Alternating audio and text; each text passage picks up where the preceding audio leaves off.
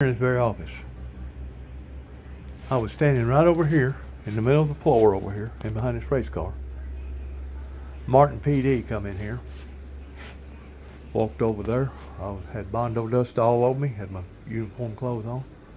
He said, "Are you Dennis Jackson?" I said, "Yes, sir, I am." He said, "Well, turn around." I go, "Why?" He goes, "Because you're under arrest." For what? Falsifying files. Falsifying files? Excuse me, do you work for the Internal Revenue Service or something? You know what I'm saying? 2 weeks before that, the TBI, and one of my best friends that I growed up with was right here in this room interviewing Jimmy Darnell and David Lloyd in thinking that I was some sort of a villain because of my religion, and that I had a worship and sacred site up in Land Between the Lakes, LBL, up in Kentucky, on the Kentucky side. And they thought I may have had a bunch of bodies buried and stored up there. And Jimmy Darnell said, "You got to be kidding me." I'm talking about the TBI now. Yeah. The federal boys. And then 2 weeks after that, bingo, they got me. You know what that costed me? When they come in here and do that? No telling. Cost me $5,000 for a bond, because they put me on a $50,000 bond just to be able to bond out with a bondsman. I lost my wife. I lost a mini farm that I had up towards Lexington, down on Juneau Barkington Road, at Juneau Barkington exit. And I had to move plumb out of the area over to Davidson County to get away from them. Falsifying files according to their law books is somebody that has either pulled down a fire alarm and cried fire, fire, fire, and created panic, and a bunch of people had a stampede and hurt one another, or somebody that had called in like a bomb threat or something. Well, I didn't cry fire, fire, fire. I didn't pull down no fire alarm either in a school or a hospital, but yet no, they charged me with falsifying files. And after me paying Benjamin Dempsey, you familiar with him? Yeah. You know the attorney then. As far as I'm concerned, he's crooked as a snake. And I guess he must have just took that money and just laughed with it, $1,000, because the day of the court, he said, "Now, if you just plead guilty, time served, there won't be no more time and nothing else." He said, "You won't even have to pay a fine getting out of here." Well, see, I didn't know what they were doing. They was branding me. This was in the year 2005. They was branding me because from that moment on, by them saying that I had pleaded guilty to falsifying files, that was basically putting me under the shadow of somebody that was a potential homegrown terrorist that had homegrown terrorist implications. Yep. Now, how crooked is that? Yep. How crooked is that? And of course, at the time, whenever I pleaded guilty to it, I didn't know what I was pleading guilty to. I just didn't want to be aggravated no more. Now it's gonna be done with it. Yeah, just want to be. I mean, they already done cost me $5,000 for a bondsman. That was just like taking the money and throwing it over in a ditch somewhere. Right. You know what I'm saying? And Jimmy Darnell and David Lloyd, they was good enough that they went ahead and let me come back to work. And I had a big black NASCAR Snap-on Intimidator, Dale Earnhardt Intimidator pit crew toolbox, and they stored it in behind here. Not this building, but there's another building over there that at the time they owned. And they went in and let me store it for probably about 2 or 3 months until I could get settled where I wanted to go. And then I had to get a wrecker from Nashville to come up here and get the thing, because I didn't have no way of carrying it at the time. And of course, my life had been torn all to pieces. Oh yeah. And you know what I was doing that created this? I was handing a guy at Pickles at a service station, a convenience store, about 1 o'clock at night, handing him some Bible literature, explaining to him that there was an explosion of controversy that had erupted in my life, and I was liable to wind up on the Channel 6 News. After they took me of an unsupervised arrest, which if you jump counties, you're supposed to contact the other county and Right. let them know that, hey, I'm coming in here and I'm arresting this guy. You need to supervise the arrest. Right. Wasn't nobody over here supervising that arrest. Matter of fact, it was a Martin PD. It wasn't even a county. Yeah. I didn't know that they could do that. Yeah, I don't know. I guess they basically just do whatever they want to do. They do. They do. They do whatever they I hate to say that, but I mean, and until somebody knows enough to stop them. to stop them. To stop Yeah. them, to prevent them from doing it. Yep. And basically, they drugged me all the way to the Martin Martin PD there, where the library is now, the big library, where the old Yeah. Martin PD used to be. And at the time, David Moore was the chief out there, and I basically testified in front of about 6 or 8 of them, maybe a little bit more, because they questioned me, what was your intentions by saying that? I said, well, I didn't have no harmful intentions. I said, they use the word explosion all the time on TV. There was an explosion here, there was an explosion there, you know, explosion of this going on. It's a metaphor. Yeah. You know what I'm saying? It's a metaphor. Because you can have an explosion of Bermuda grass in your garden that take over your garden. Well, that don't mean it was an actual explosion. Right. Did you know that them asses wound up hooking me for that? Is that not crazy? It is. And Benjamin Dempsey up here let it happen. Let it happen. Because at the time, I was dumbfounded. I didn't know what was going on. Well, it started a snowball. And the snowball got bigger. That was in the year 205. I was up in Nashville passing out some more Bible literature at different churches. Just so happens Katrina hit late in 205, and I went down in Gulfport, Mississippi, helped them down there for about a year. And then after that, I went to Florida for about a year. And then after that, I stayed on the road, basically being like a storm chaser. I wasn't out here filming tornadoes, but wherever that there was a catastrophe, I know that that was where the big money was going to be, pertaining to the flow of money start flowing. Right. You know? And I stayed on the road out there for, well, from 205 to 2013. Basically 8 years Yeah. of staying on the road, living in a suitcase, basically. But I didn't have a wife. And by me losing my wife, I almost contemplated committing suicide just over me losing her. Yeah. Because me and her just got through buying that piece of property and cleaning it off and taking good care of it and stuff. And to lose something like that at my age, that's a blow. Yeah. You know, that was a blow. Well, I was passing out some more Bible literature. May lightning strike me down dead if I'm lying to you. Up around Benton,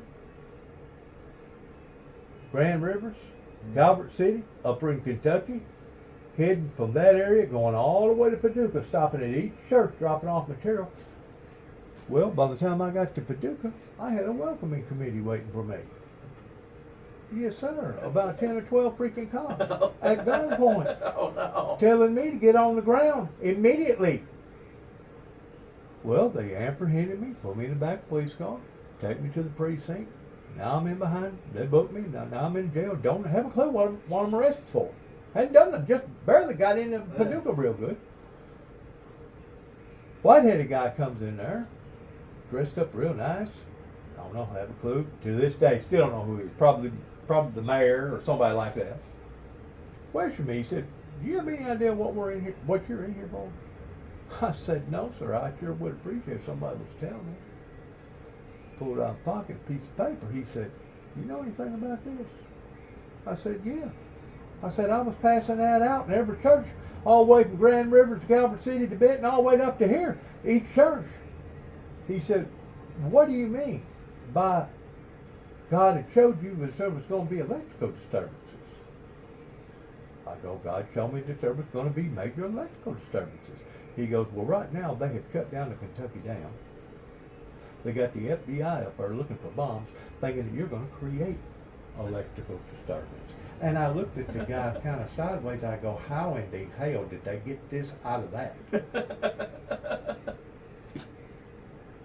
Was they not wanting to take me down? Yeah, They was drooling at the mouth. yeah. Well, now the snowball went from this side to this side. Well, at the end of the day, they said, well, if you didn't have no harmful intent, we're still going to check you out. The two Kentucky State Troopers grabbed me up there at Post 1. That's Post 1 in between Mayfield to the State Trooper office.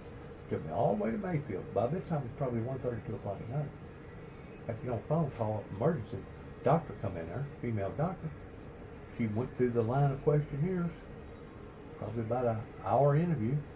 And when it was all said and done with, she said, Mr. Jackson, you ain't done nothing wrong. They need to let you go. I said, thank you. Thank you very, very much. Well, in the meantime, the state trooper looked at one another and said, well, what are we going to do with you now? So by this time, it's like 3:30, 4 o'clock. So they dragged me back up to Paducah and dropped me off in front of a hotel.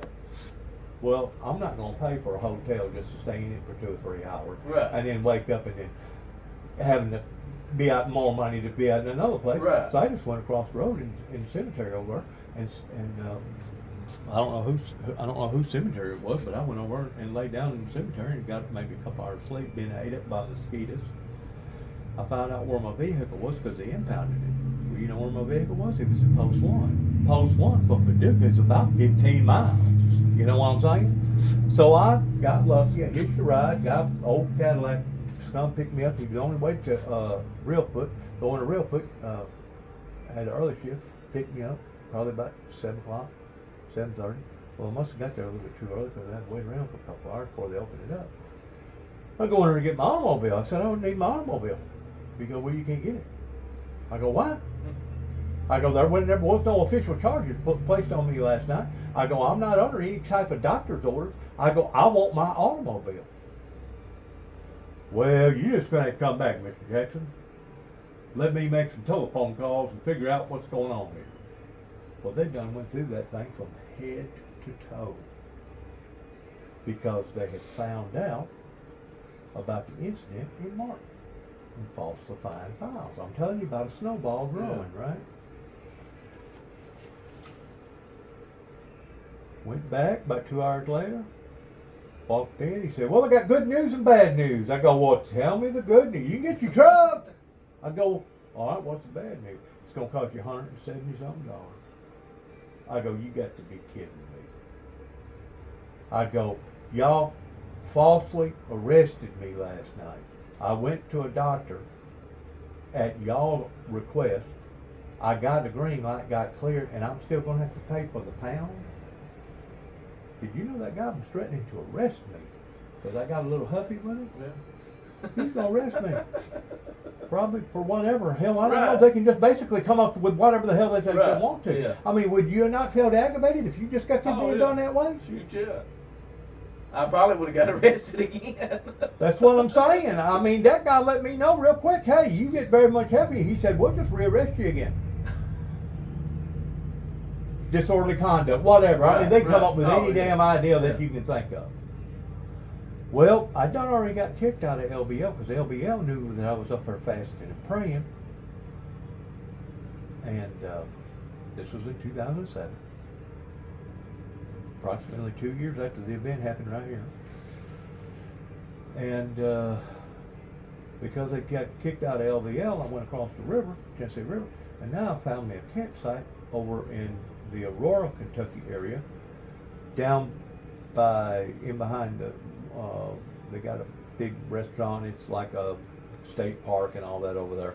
Anyways, I found somebody to rent me out a nice little spot and had a bathroom and had hot and cold water for $60 for 30 days.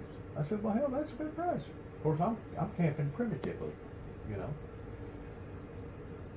And within 10 days after the incident happened to me, up at Paducah,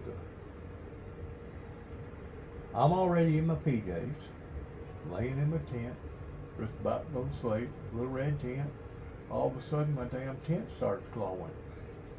literally glowing. I'm thinking, first thing I start thinking of, E.T. Close Encounters of the Third Kind. And sure enough, I heard somebody, Mr. Jackson, on a PA system. Mr. Jackson, come out with your hands up immediately. I think to myself, damn, what the hell? And as soon as I walk out, my God, it looked like a freaking airplane strip. There was freaking lights. I mean, freaking, you know how them cops got them halogen freaking lights?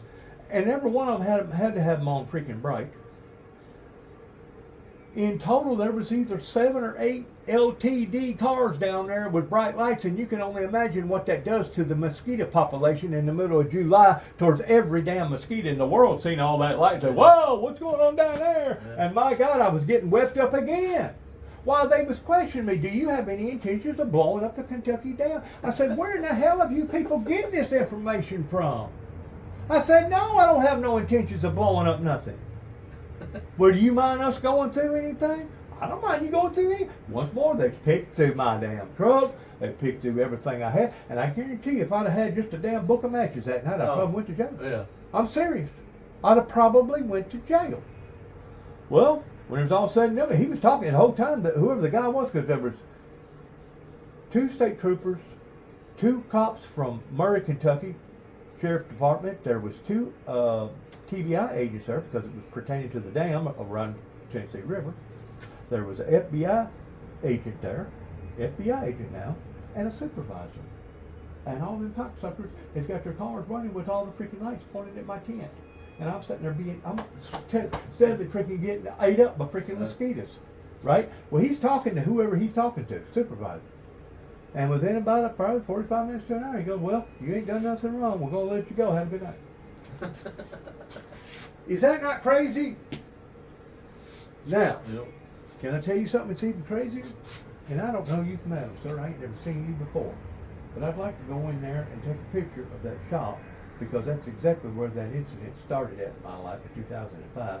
Me working for Jimmy Darnell and David Lloyd. I don't know if you know neither one of them, but I love both of them to death. I'm not saying they're perfect. Right. But nobody they're is. good guys. Nobody's perfect. They really are. They're good guys. Matter of fact, whenever I was working here was whenever Jimmy Darnell's stepson got in that bad accident out here and almost killed him. James Davis? Is that his name? I think it is. Joe David. Joe Davis. Yeah. Yeah. Almost killed him. Did you know the night before that, the following next morning, did you know I was supposed to meet him here? We had a drug deal going on. I was going to buy some good drugs off of him. I think that had a potential towards God stopping that ordeal from happening. Because at that time, I didn't know which way I was going to go, either to the right or the left. I didn't know if I could stay straight. I didn't know if I could get a little bit of marijuana, get me a buzz going or whatever. But I think God intervened in that ordeal to the degree that basically he wound up almost dying.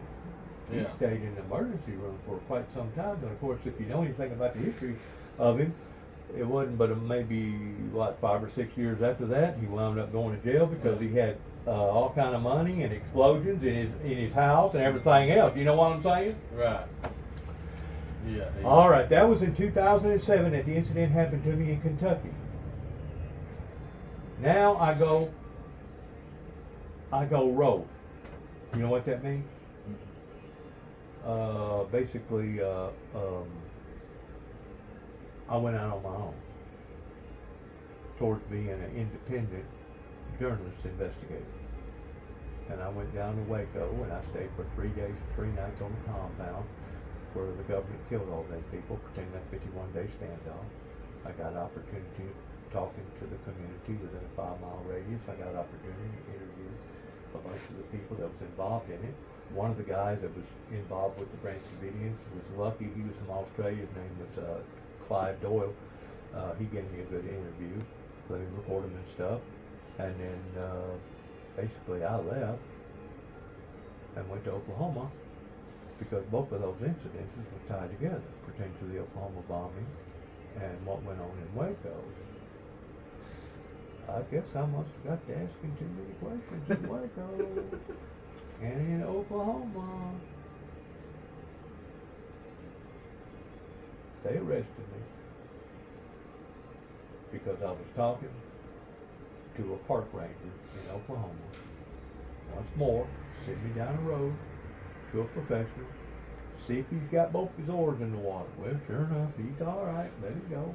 On the way back, okay. Did you know that they shut the whole freaking city down that night? There was freaking blue lights everywhere. Freaking helicopters, 18-wheelers, robots. Put a bomb in the back end of my damn truck and activated it, blowed the damn back end of the damn windows out of my damn camper. And then put me all over national news like I was a homegrown terrorist. Once more, snowball started out this big. Yeah. Right here in 205. And then it went from that to this, and then it went from that. That's the power that corruption has. They can basically take a saint and turn them into a devil, or they can take a devil and turn them into a saint. Yeah. That's our government I'm talking about right now. Yep. Do you hear me? And I am recording this. That's our government I'm talking about right now. That's supposed to be working in our favor. Hello? Mm-hmm. Supposed to be protecting us and bringing law and order and security and safety to our lives. Right. But yet, no, I got a bunch of damn goofballs and a guy, I don't know if he was trying to score some brownie points or what with the TBI, that was in this very room right here, thinking Juby may have some bodies buried up in Land Between the Lakes. The guy that I'm talking about, his name was Harold Roberts. I basically went to school with him, or partial school with him. He grew up with him down there in Cydonia. That's where I grew up at, Cydonia. You know where Cydonia is? Yeah. In Wickman County, going down toward Obama River, down Hopping. Highway 89, like going toward Kent. And he got mixed up in an ordeal pertaining to Larry Mikowski. Larry Mikowski, the Mikowskis lived there in Cydonia, and they was like best friends. Well, Harold at that time was living in Little Rock. His daughter, Mikowski's daughter, had stayed down there all weekend, so Larry was going down there to pick the daughter up and bring her back home. Well, you've probably seen this on the news because it's still an open case. It's still a cold case. To this day, they still have not found that girl.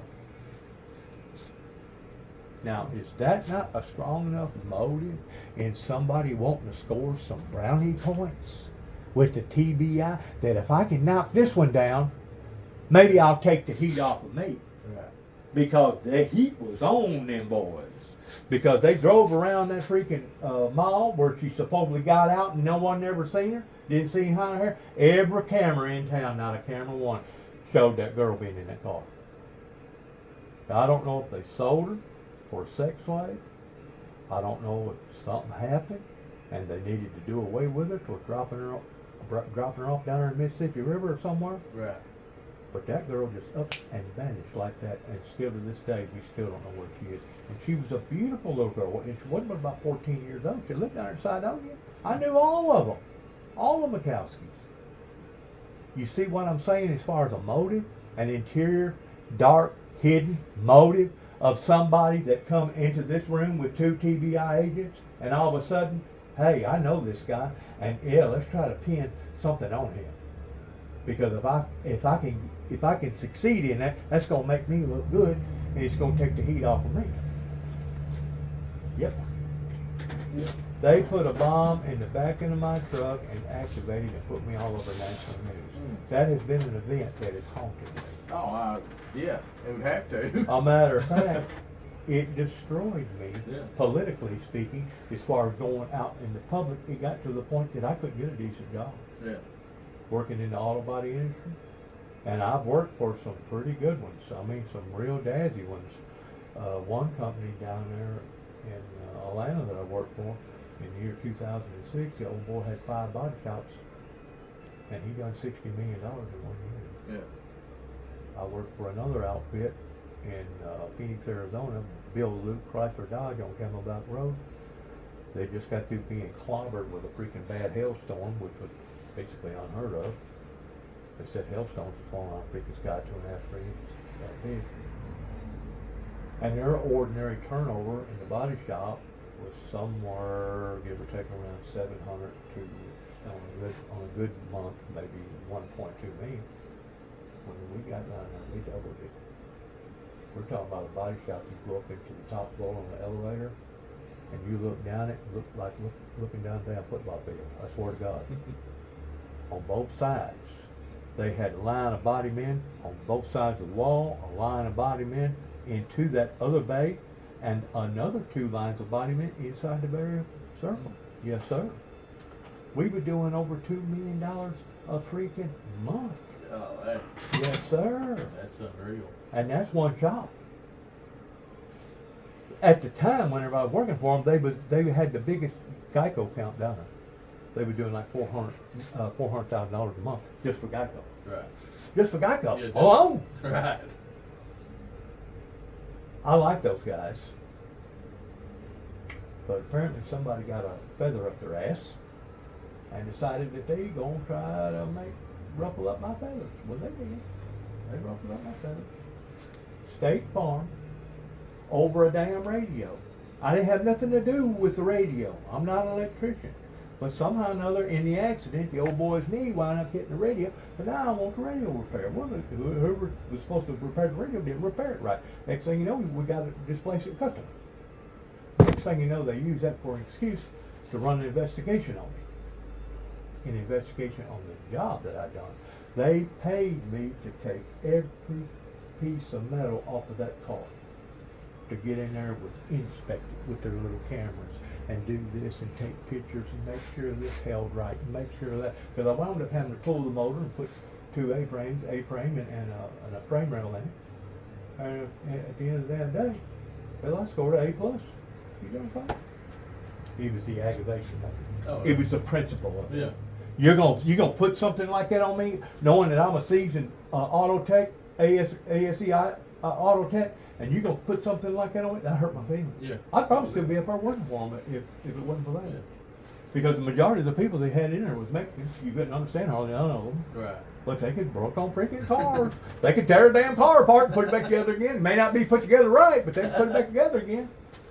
But that was a big body shop too. So in comparison to those 2 body shops, which Yeah. is just minor, I could probably go through a damn dozen of bigger body shops, or just as big or almost as big. For me to be working in here was kind of secondary. But I'm just letting you know the reason why that I wanted to come in here today. If you don't mind, I'd like to take a picture of the inside of the building of what happened to me and where it happened at, because the Martin PD come here, and I don't know if you know this or not. You've been keeping up with the local political news, any? Okay. Randy Brundage, the mayor of Martin, I did see that. whenever I, Yeah, I did whenever see I that. come back to Northwest Tennessee in 2014, after I finally got my disability, because I know if I was going to have to come back to Tennessee and work, because of the way that they had scattered my name abroad, I didn't have a snowball chance in hell in surviving, especially with everything that was on the computer, even though I never did get a felony. But it was just the suspicion of it, you know, that started in Weakley County. Yeah. Right here at this shop, I filed for my disability, got it. Because I went through a bunch of problems, a Yeah. bunch of minor accidents, big accidents, actually falling off 4-story buildings, having cars roll over on top of me, losing 9 units of blood, almost getting electrocuted to death, falling on back and pick up truck doing 60 miles an hour. I mean, yeah, you do that enough times, you're gonna mess up your body a little bit. Yeah, there's gonna be consequences. Yeah, there's gonna be consequences. Anyways, I finally got my disability, and I come down there, and I started surfing for some churches down there, and I wound up finding a church that I like called Central Baptist Church. Well, I wound up being a member there. Went to the front, like you're supposed to, make the announcement and everything. And I had no idea who was going there. And Randy Brundage and his wife went there. So every Sunday school class on Sunday morning, I sat either in front of them or in behind them.